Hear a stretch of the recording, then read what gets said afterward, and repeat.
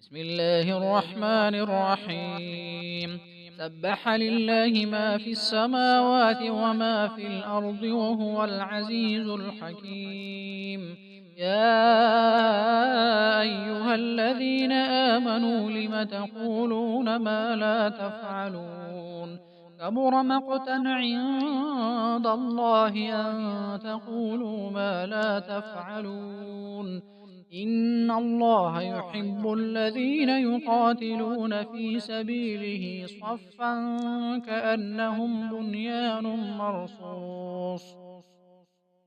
وإذ قال موسى لقومه يا قوم لم تؤذونني وقد تعلمون أني رسول الله إليكم فلما زاغوا أزاغ الله قلوبهم والله لا يهدي القوم الفاسقين.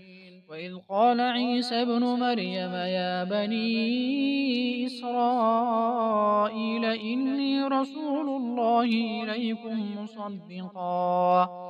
مصدقا لما بين يدي من التوراة ومبشرا برسول يأتي من بعد اسمه أحمد. فلما جاءهم بالبينات قالوا هذا سحر مبين.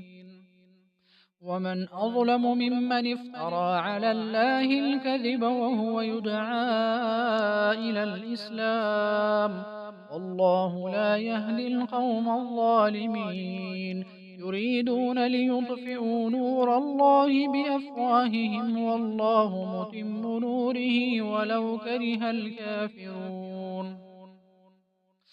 هو الذي أرسل رسوله بالهدى ودين الحق ليظهره على الدين كله ولو كره المشركون.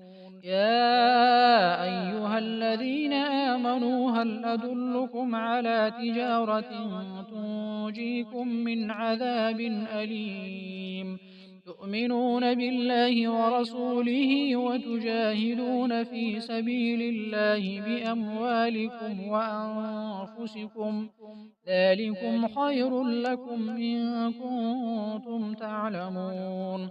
يغفر لكم ذنوبكم ويدخلكم جنات تجري من تحتها الأنهار ومساكن طيبة في جنات عدن ذلك الفوز العظيم. وأخرى تحبونها نصر من الله وفتح قريب وبشر المؤمنين. يا أيها الذين آمنوا كونوا أنصار الله كما قال عيسى ابن مريم للحواريين من أنصاري إلى الله؟ قال الحواريون نحن أنصار الله فآمنت طائفة من بني إسرائيل وكفرت طائفة فأيدنا الذين آمنوا على عدوهم فأصبحوا ظاهرين.